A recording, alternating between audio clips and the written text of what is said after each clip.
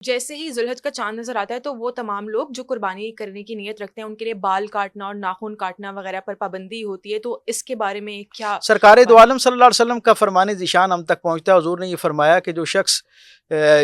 اس کی نیت کر لے، قربانی کرنے کی نیت کرتا ہو، جی یعنی گویا صاحب استطاعت، اور وہ ارادہ کر چکا ہو کہ اللہ نے عافیت بخشی تو میں 10 دن بعد جو ہے وہ قربانی کروں گا، تو جیسے ہی ذی الحجہ کا چاند نظر آنا شروع ہو اس وقت سے وہ بال کاٹنا اور اپنے ناخن کاٹنا جو ہے ان کو موقوف کر دے. اچھا، اس میں بال کاٹنا جو ہے وہ بالاہتمام ہے، ناخن کا کاٹنا بھی خود ہے، بائی چوائس ہے. بہت سے لوگ یہ سوال کرتے ہیں کہ بال ٹوٹ جائے یا ناخن ٹوٹ جائے تو اس پہ کیا حکم ہے. تو سب سے پہلے تو ہمیں یہ پتہ ہونا چاہیے کہ یہ کوئی واجب یا فرض کے درجے کا حکم نہیں ہے. سرکار دو عالم صلی اللہ علیہ وسلم کی سنت ہے اور ترغیبی سنت ہے. اسے مسنون عمل کے طور پر اور مستحب عمل کے طور پہ لینا چاہیے. کوئی کر لے تو اس کا بہت بڑا عظیم الشان اجر ہے، کیونکہ حضور نے خود کیا بھی اور اس کی نصیحت بھی فرمائی، ترغیب بھی دلائی. لیکن اگر کسی وجہ سے کوئی اس کو نہ کر پائے تو اس پر اس طرح کا کوئی وبال بھی موجود نہیں ہے. ایک بات. دوسری بات یہ ہے، یہ تو اس کے لیے حضور نے فرمایا کہ جو آدمی قربانی کرنا چاہتا ہے اس کے لیے ہے، لیکن حدیث مبارکہ میں ایک اور روشنی بھی ہم تک پہنچتی ہے. کریم آقا صلی اللہ علیہ وسلم کے پاس ایک شخص آیا اور اس نے عرض کی، یا رسول اللہ میرے پاس صرف ایک بکری ہے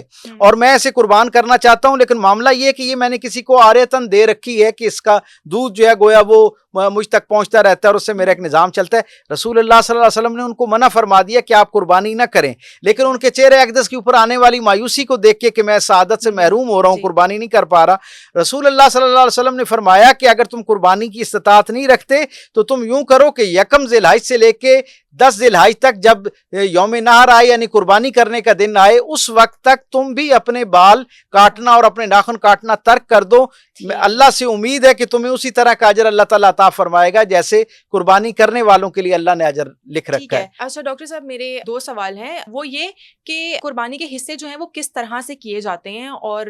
وہ اپنا حصہ ہوتا ہے نہیں ہوتا، اس کے بارے میں ڈیٹیل بتائیں کہ وہ کیسے ڈیوائڈ کیے جاتے ہیں اور کیسے ڈسٹریبیوٹ کیے جاتے ہیں. اور میرا دوسرا سوال جو ڈاکٹر صاحب وہ یہ ہے کہ ایک گائے ہے، اس کے 7 حصے ہوتے ہیں، تو اگر فار ایگزامپل گائے میں نے لی ہے اور باقی لوگ جو ہیں وہ کنٹریبیوٹ کریں اور وہ اس کے حصے پورے ہو گئے ہیں، 5 ان کے ہو گئے، 1 میرا ہو گیا اور باقی 1 حصہ بچ جاتا ہے، تو لوگ یہ کہتے ہیں کہ ہم لوگوں نے اس لیے بچایا کیونکہ یہ ہم لوگ نبی پاک صلی اللہ علیہ وسلم کے نام سے وہ قربانی کریں، یا پھر کچھ لوگ یہ کہتے ہیں کہ ہم یہ غریبوں کی مدد کے لیے ہم نے حصہ ان کے لیے بالکل الگ مختص کر دیا ہے. تو ہم ان کی ڈیوائڈ کیسے کرتے ہیں اور یہ کیسے سلسلہ چلتا ہے؟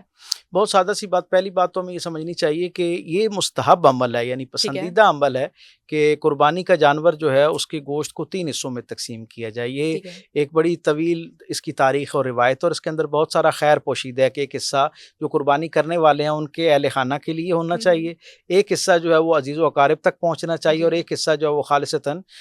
صدقے کے درجے پہ جیسے لوگوں کو ضرورت مندوں تک پہنچتا ہے، عامت الناس تک جو ہے اس کو پہنچایا جاتا ہے. یہ بڑا خیر پر مبنی عمل ہے. لیکن اگر کوئی یہ پوچھے کہ کیا یہ کرنا لازم ہے، تو یہ کرنا لازم موجود نہیں ہے. یعنی بنیادی تصور یہ ہے کہ جو چھری کے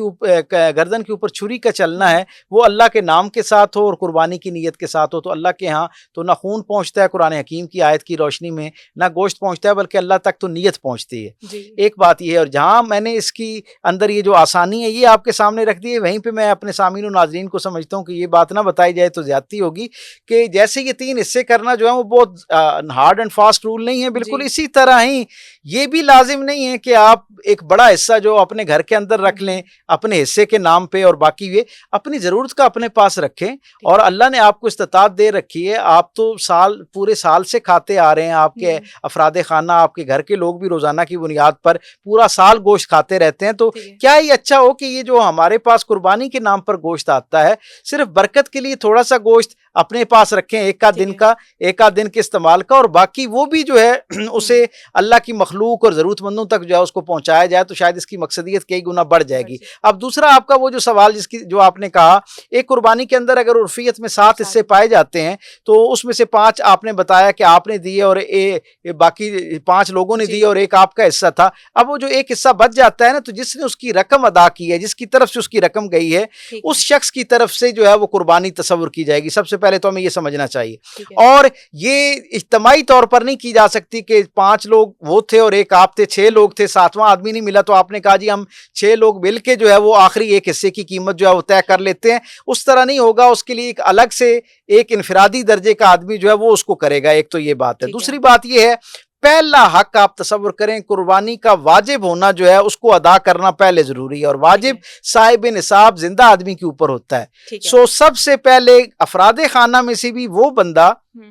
جو گھر کے اندر صاحب نصاب اور کمار ہے، گویا جس پہ قربانی واجب ہے، پہلے اس کی طرف سے کی جانی چاہیے، پھر اس کے بعد جو اس کے صاحب نصاب اولاد ہے یا اس کے افراد خانہ ہے، والدین ہے جو زندہ لوگ موجود ہیں، ان کی طرف سے کی جانی چاہیے، اور ان سے جب کفالت ہو جائے یعنی ان سب کا آپ کر چکے ہوں تو پھر جو آپ کے مرحومین ہیں ان کی طرف سے کرنی چاہیے۔ سرکار ختمی مرتبہ صلی اللہ علیہ وسلم کی نسبت سے وہ جو قربانی کا معاملہ ہے یہ بڑی محبت کا معاملہ اور عقیدت کا معاملہ ہے۔ سرکار دو عالم صلی اللہ علیہ وسلم جو ہیں وہ خود ہر برس جو ہے وہ 2 قربانیاں کیا کرتے تھے، ایک اپنی طرف سے اور ایک اپنی امت کی طرف سے، تو یہ اس محبت کا ایک جو ہے نا جسے کہتے ہیں ایک شکرانہ ہے، اور اس کا ایک شکریہ ادا کرنے کا طریقہ ہے کہ امت اگر صاحب استطاعت ہو، اپنا واجب قربانی جو ہے وہ کر چکی ہو، اپنے زندوں کی طرف سے قربانی ہو چکی ہو، تو پھر سرکار دو عالم صلی اللہ علیہ وسلم کی طرف سے قربانی کرنا ایک پسندیدہ عمل ہو سکتا ہے۔ ٹھیک ہے، اور اس کے بعد ہی پھر مرحومین جو ہیں آپ کے، جی ہاں، ان کے میں نے جیسے پہلے بتایا پہلے واجب آدمی جو ہے جس پر واجب ہے لازم ہے وہ اس کی طرف سے ہوگا، پھر اس کے بعد جو زندہ لوگ موجود ہیں صاحب نصاب ان کی طرف سے ہوگا، اور پھر اس کے بعد جو مرحومین ہیں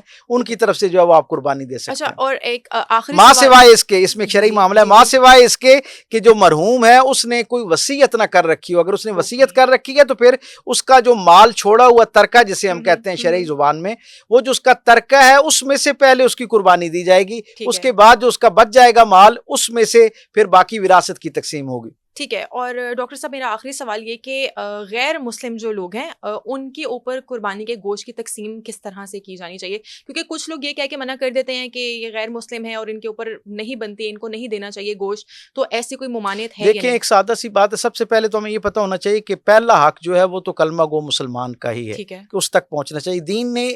انفاق فی سبیل اللہ، اللہ کے راستے میں خرچ کرنے کی ترجیحات قرآن حکیم میں بڑی براہ راست متعین کر دی ہیں۔ آپ کے خونی رشتے، پھر اس کے بعد آپ کے قرابت دار، قرابت داروں کے بعد آپ کے محلے دار جو آپ کے قرب میں رہتے ہیں، پھر جو آپ کے ورک پلیس پہ آپ کے ساتھ لوگ ہوتے ہیں، گویا اس انداز میں ایک تقسیم ہے اور ایک ترتیب ہے جسے آپ نے ذہن میں رکھنا ہے۔ افضل حق تو یہ ہے کہ آپ کے گرد و پیش میں جو کلمہ گو مسلمان ہیں ان تک پہنچایا جائے، لیکن اگر آپ کے قرب و جوار میں ایسے غیر مسلم رہتے ہیں تو تالیف قلبی کے لیے یعنی ان کی دلجوئی کے لیے، اپنی خوشیوں میں ان کو شریک کرنے کے لیے، دین رحمت کے ساتھ ان کی وابستگی کو مضبوط کرنے کے لیے اور اس کی طرف ان کا رجحان پیدا کرنے کے لیے آپ اپنی قربانی میں سے کچھ حصہ ان کو تحفتاً بھیج سکتے ہیں، اور اب بہتر یہ ہے کہ وہ آپ بجائے گوشت بھیجنے کے جو پکا ہوا گوشت ہے اس میں سے ان کو بھیجیں گے تو ایک حسن سلوک کے درجے پہ یہ جو ہے ایک پسندیدہ عمل کے طور پہ اللہ کے ہاں پہنچے گا۔